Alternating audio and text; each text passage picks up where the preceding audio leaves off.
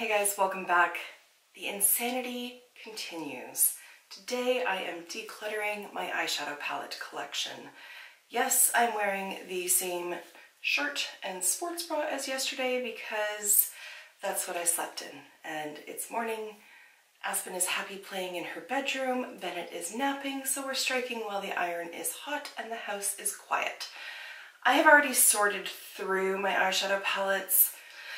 I didn't want to go through every single palette and just be like, here's this palette, meh, meh, meh. So what I've done is I have sorted through and I have taken out 6 of the eyeshadow palettes that I knew right off the bat were not going anywhere.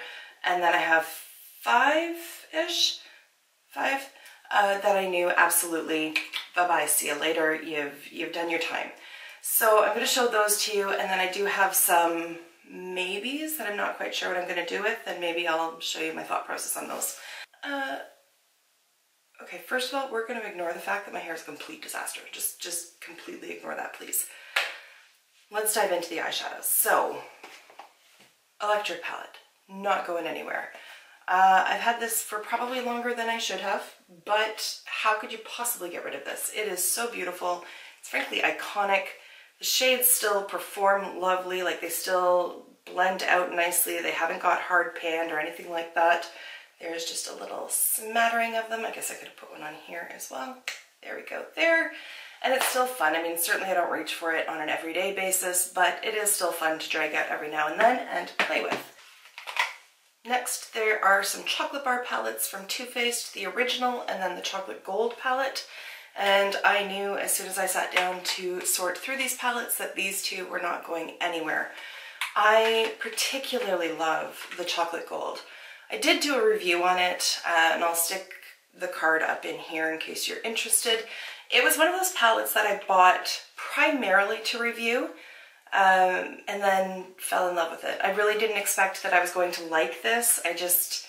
I don't know what it was, just the shade selection. When I saw the pictures on Sephora, I was like, yeah, I'll give it a try, but not having great hopes for it, and freaking love this thing. It is absolutely stunning. These metallic-y foiled shadows are just beautiful. Like that silver in particular is absolutely gorgeous. These shades last well throughout the day. There's a good selection of matte shades to blend with, and I just love this palette. And of course the OG chocolate bar palette, I was not going to do anything with this. It's just when I'm looking for something easy in the morning and I don't want to think about what's going to pair with what and what undertone's going to go well with this one and blah blah blah, I just reach for this. You can like randomly select 3 shades out of here and it's going to look fantastic on the eye. They just all play so well with each other. Sidebar, had to hem and haw a little bit about these two. We've got the chocolate bonbon and the sweet peach. Ultimately I've decided to keep them. However, if I find that I'm not reaching for them and making use out of them, the next time I declutter, these ones very well may be on their way out. Huda Beauty Obsessions palettes. These are my little babies. I love them. I have 5 dedicated videos to these little guys. 1 each for the electric, the mauve, the smoky, and the warm brown obsessions, and 1 collectively for the coral obsessions and the gemstones obsessions. These are just fan-freaking-tastic little palettes. I absolutely love them. For 35 bucks, you get 9 pans in each one. They're all curated to go with this special kind of color story, and I just love these to death. This coral one is perfect for summer. The gemstone one is effing beautiful. Not what I'd call a standalone palette, but if you're looking for a pop of color to add to any one of the warm neutral palettes that you may have, this is an excellent little add-in palette. So I have raved about these. I will continue raving about them. And I love that I have a little stack, but they all have their little names on there, so I can just stick them in my drawer like this, and I can read which one is which. I will definitely be keeping my Juvia's Place palettes. I have a couple extra ones, but they're on loan right now to my friend Erin, so these are the ones that are currently here. And the ones that I have on loan to Erin, I will definitely be keeping as well when she has finished playing around with them and returns them. So These palettes, like here's the Saharan, there's the shades in there. The Saharan 2 has larger pans. This shade in particular is absolutely gorgeous. And then the Festival palette is just this bright and beautiful collection of shades here, and their mattes are also beautiful. And then I have the Masquerade palette and something else. I can't remember which. These palettes are fantastic and they're about 20 bucks US each. So if you're looking for a nice range of shades and really high quality shadows for a very reasonable price point, you cannot go wrong with Juvia's Place. I have never, no, that's a lie. I did have a Pure Cosmetics palette a few years ago and I didn't like it and I decluttered it I think last summer. But I tried them again. This is the Visionary palette.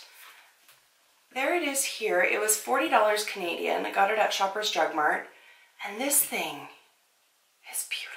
It is so lovely. These like foiled shadows are just stunning. There they are there. They're beautifully reflective. The mattes in here, like my hand's still all stained from lipsticks last night, sorry. But the mattes are absolutely gorgeous. I love that it's a warm palette, but they moved away from browns and like orangey browns. Instead, we've got like cranberry shades, pinks, purples. There's a peachy sort of reflective shadow in here as well. I think it's just a really smart layout of colors. And I also really like that each pan pops out. So if I wanted to take this with me on like a weekend away or something like that, and I knew I wasn't going to be using the whole thing, I could just pop it into like a little 4-pan palette thing that I have and just take the 4 shadows that I wanted. So I really, really like this one. Last but not least is my Thirsty palette and also my Blood Sugar palette, which Erin is also playing around with currently. So these palettes from Jeffree Star are fucking gorgeous and they blow my socks off. They really do. Very recently I just did a review on this and I also did a 4 looks with 1 palette video, so I will stick one or both of them in the cards, and I will try hard to link everything down below, all the like any videos that I have reviewing any of these items that I'm talking about, just so you can go check them out more easily if you're so inclined. So now let's talk about the stuff that's on its way out. Some of these, well, these ones were no-brainers for me. Like I said, I still have a little pile sitting right over here of hem and haw things, but these ones I was like, nope, you're done. First up is the, what is this one? Everything Nice from Too Faced. This was a holiday release 3 years ago? 4? 3. Anyways, years ago. And it came with a few little tiny brushes here, some face products, and then the eyeshadow palette was up here. And I don't know what it is. Too Faced holiday collections always disappoint me. They just, the quality of the shadows is not consistent with what the brand typically puts out. And this was no exception. I did try to make good use of this, but it's just been shitting on my shelf. That would be a whole other reason to get rid of it. It's been sitting on my shelf for ages, and they're just, like, the shadows are just lackluster. They're just not up to the standard of what Too Faced can put out, and certainly not up to the standard of what a lot of other brands can put out. So for that reason, I don't use it, and there's really nothing unique enough about the shade selection in here to make me keep it. So that one's gone. Naked 3, bye-bye. Some people love this. My friend Christine loves this palette, and it could be a skin tone thing. She's slightly deeper skin toned than I am. But for me, this just becomes a muddy mess. It does not blend nicely. And again, it's just lackluster. Like, I want my shimmer shadows to shimmer. These ones do not. And so I don't really like this one. And if I was going to gravitate towards this color, I'm just reaching for another palette here. If I was looking for this kind of color story, I'm going to grab my True Naked Roses palette from CoverGirl. So they're very similar. I did do a video a while back where I did half of my face in high-end makeup and half of my face in drugstore. And this eyeshadow palette knocked it out of the water and blew this one away. Next up is the Morphe 35OS. I don't know why I bought this. Honest to God, there it is. I don't know why. It was a pure impulse buy, and I have never enjoyed it. There's so much duplication in shades in here. These shadows do not last on the eye throughout the day. If you do apply one that has a bit more of a shimmery finish to it, that fades very quickly. They become muddy throughout the day. This is just not a high-performing palette at all, and it's not something that I ever reach for. Also, it's just fucking overwhelming. Like, if you want to deepen up your outer corner with a brown, there's a lot to choose from that are going to accomplish the exact same thing. There might be a very slight tonal difference, but I really doubt that anybody would come up to you and be like, you know, that outer corner should have just been a hair warmer. Next one, this one I have rescued from Declutter at least twice now. This is the double exposure from Smashbox, and there are the shades in there.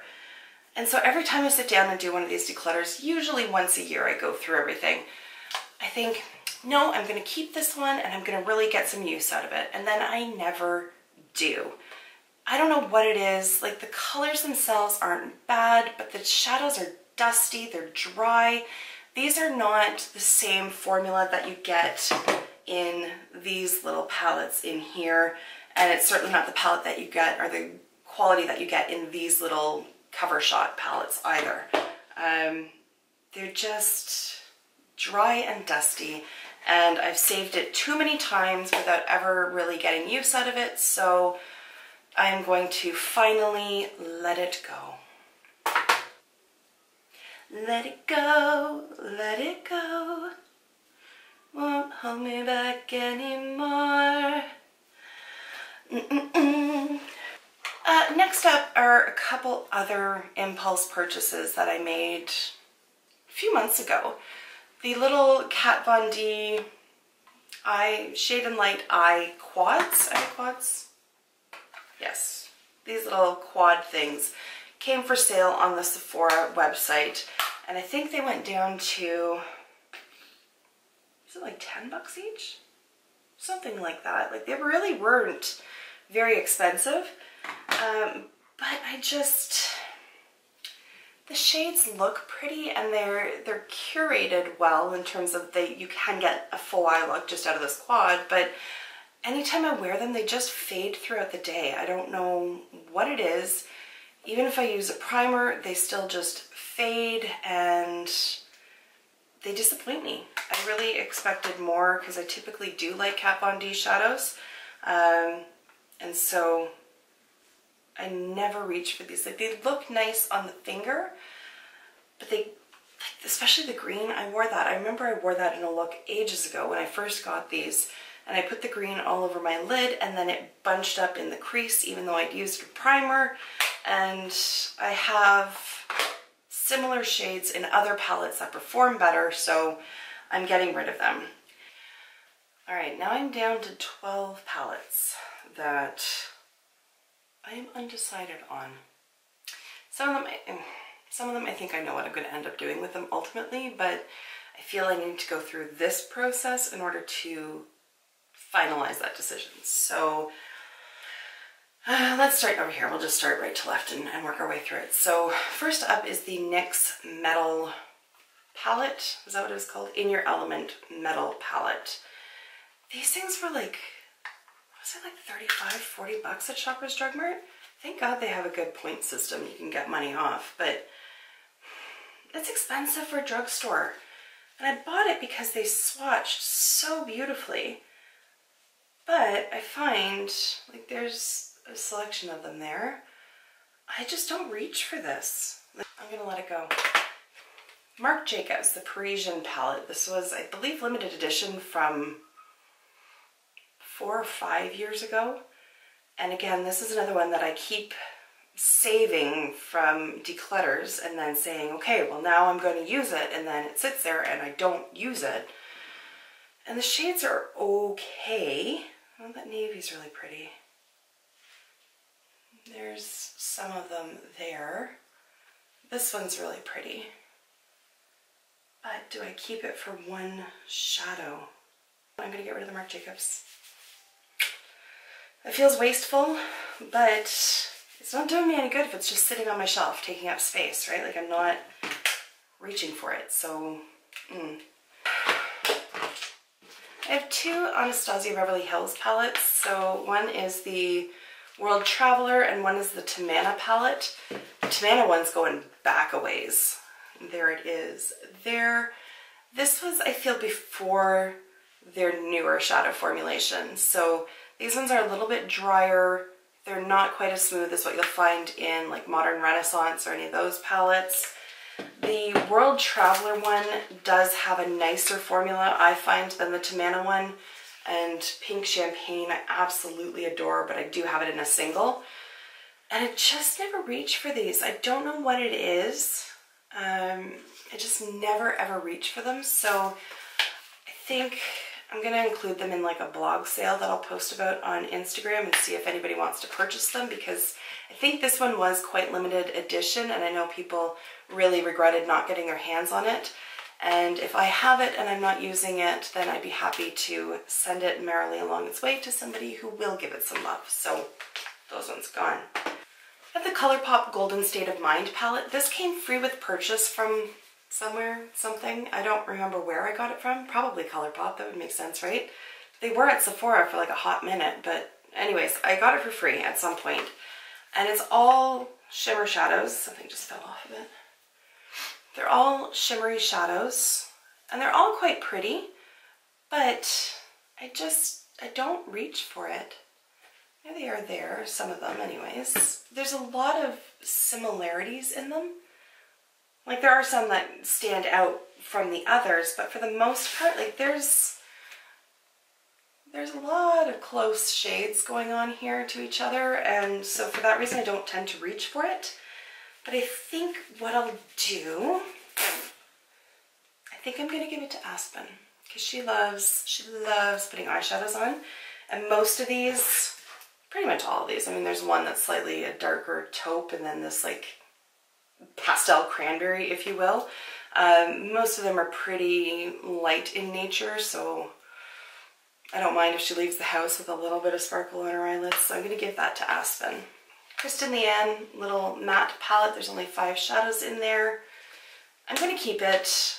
It just makes for really easy eye looks, and I really love that shade in that middle, that like really soft coral shade. Really like that one, so I'm going to keep it. I got something on my face. And then last but not least is one of the Smashbox cover shots. This is Pinks and Palms. It's one of their most recent ones. And I have 2 of their others, which I have put away. And I love those ones. Like, I have the one that has all the rainbow colors in it, the bold one, Bold Eye palette, which is just all bright ass colors.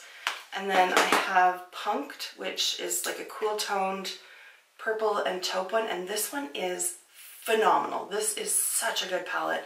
Just the quality of it, even the shade selections, like I love that it's cool tone, but it's not all just taupe, and it's not all just purple. Like, they've done it really well.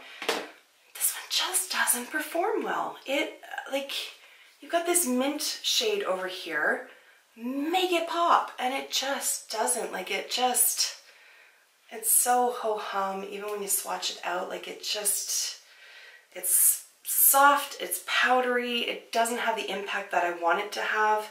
Same with some of these other pinks over here. Like, the mattes in this just do not perform to the standard that they've already set for themselves in these palettes. So I bought it fairly recently. I have played around with it, and it just, no matter what base I use underneath it, does not live up to what I want it to. And now that I have this teal over here in the Jeffree Star palette, you can see the difference.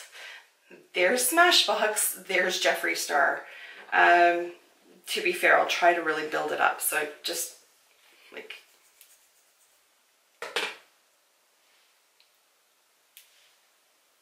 there's the difference between them. So if I'm going to go for this like minty green teal shade, guess which one I'm going to be going for all day long. So because I got this one recently, I'm going to take it back. Maybe it's just a dud, I don't know, but it just doesn't hold a special spot in my heart. So 27 palettes are leaving my collection. 28 if you count this, but it's staying in the house, so we'll leave it at 27. I still have a ridiculous amount of eyeshadow, but it really makes my heart happy. Like, I love eyeshadow. It's hard for me to part with it, but I feel good about that. So, okay, that is it. Thank you for hanging out with me while I do this, and I will see you in my next video. Until then, just be a decent human being. Bye for now, guys.